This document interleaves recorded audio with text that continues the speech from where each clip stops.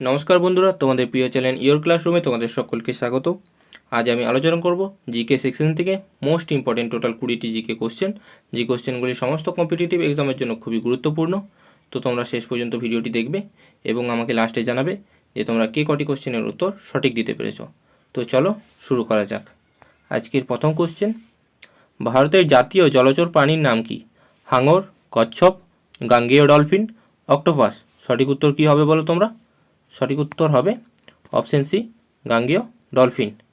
আজকের পরের question, Suez খাল কোন দুটি সাগরকে সংযুক্ত করেছে? কৃষ্ণ সাগর ও ক্যাম্পিয়ান সাগরকে, আরব সাগর ও বঙ্গোপসাগরকে, আটলান্টিক সাগর ও প্রশান্ত মহাসাগরকে, ভূমধ্য সাগর ও লোহিত সাগরকে। সঠিক উত্তর কী হবে বলো তোমরা? সঠিক উত্তর হবে অপশন ডি, ভূমধ্য সাগর ও লোহিত সাগরকে। ঠিক আছে, আরেকটা ইম্পর্টেন্ট তথ্য মনে রাখবে যে সুয়েজ খালের দৈর্ঘ্য প্রায় 193.3 কিলোমিটার অথবা 120.11 মাইল। ঠিক আছে, আজকের পরের কোশ্চেন, মানুষের হৃৎপিণ্ডে কয়টি প্রকোষ্ঠ থাকে? 2টি, 5টি, 3টি, 4টি। সঠিক উত্তর কী হবে বলো তোমরা? সঠিক উত্তর হবে অপশন ডি, 4টি। 4টি প্রকোষ্ঠ থাকে। কী কী না, ডান অলিন্দ,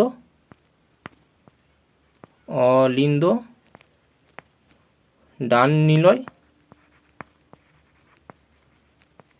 আর বাম অলিন্দ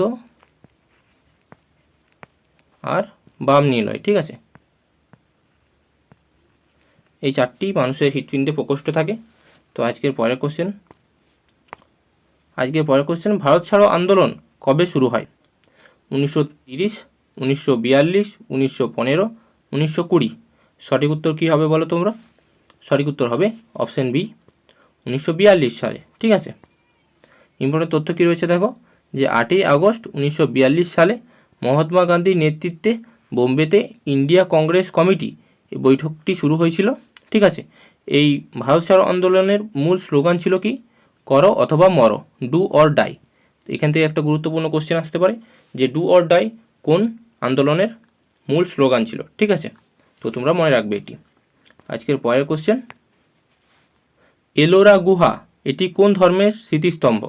খ্রিস্টান, ইসলাম, শিখ, বৌদ্ধ, হিন্দু ও জৈন। সঠিক উত্তর কী হবে বলো তোমরা?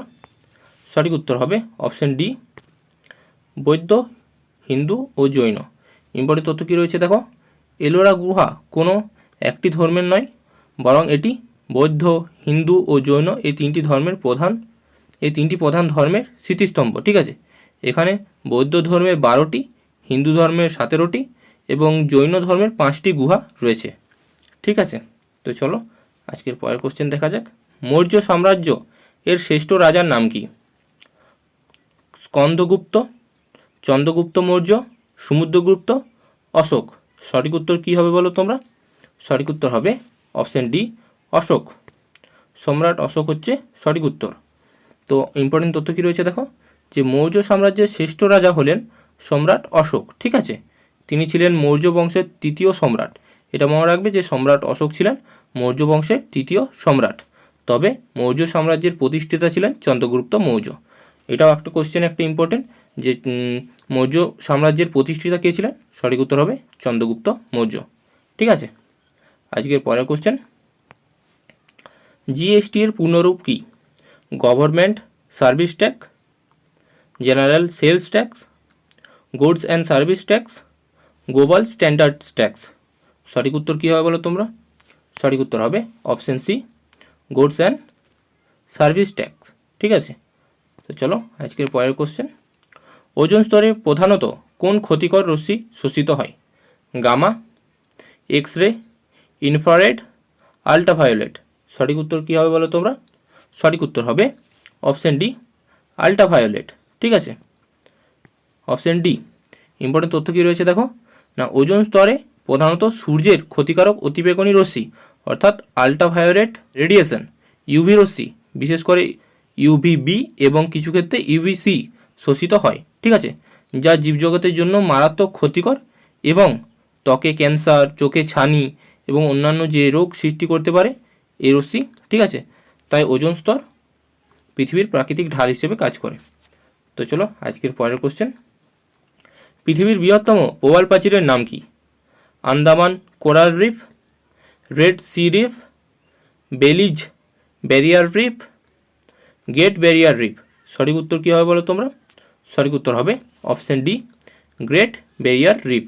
ঠিক আছে, তো চলো আজকের পরের কোশ্চেন, মানুষের শরীরে রক্তের পিএইচের মান কত?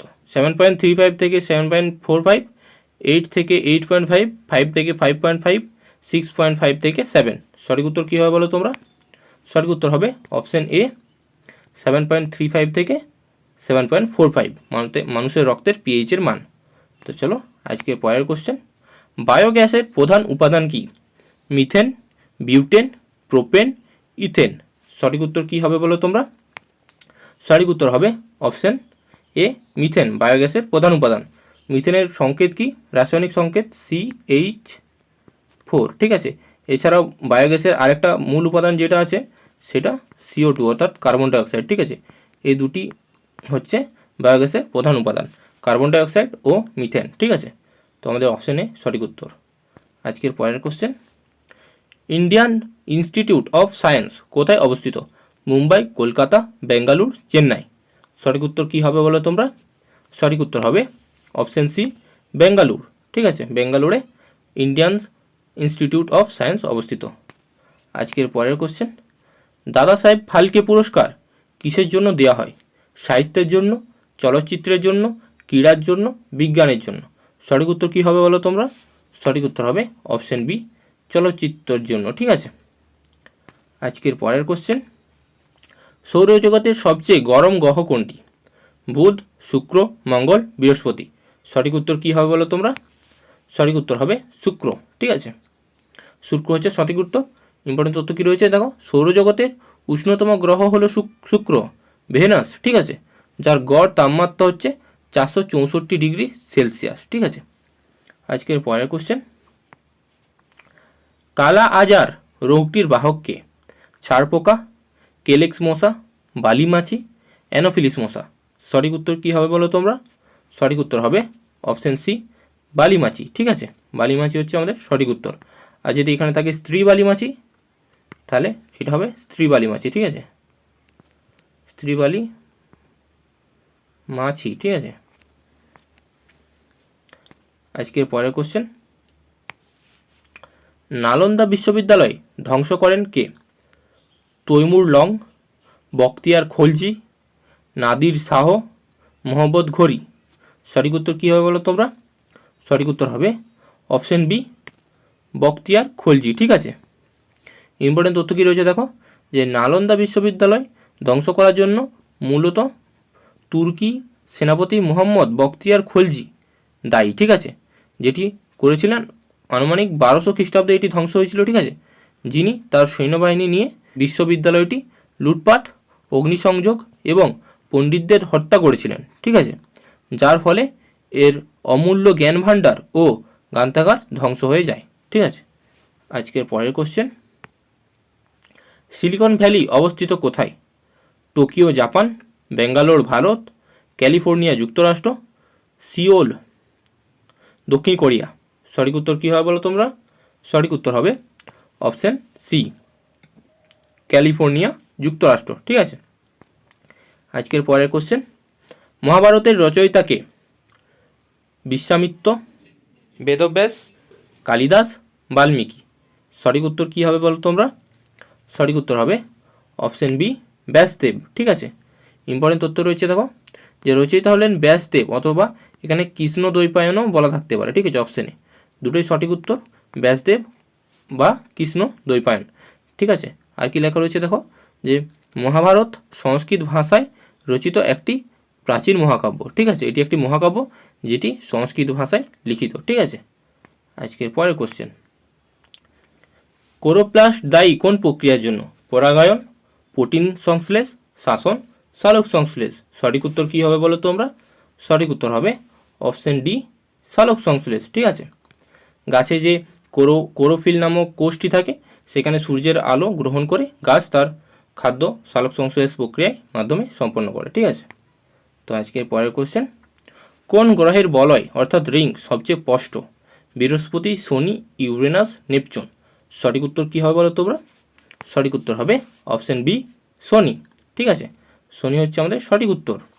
ইম্পর্টেন্ট তথ্য কী রয়েছে দেখো, শনি সূর্য থেকে ষষ্ঠ নম্বরে অবস্থান করছে। সৌরজগতের দ্বিতীয় বৃহত্তম গ্রহ এটি। ঠিক আছে, এটিকে গ্যাসীয় দানব বলা হয়।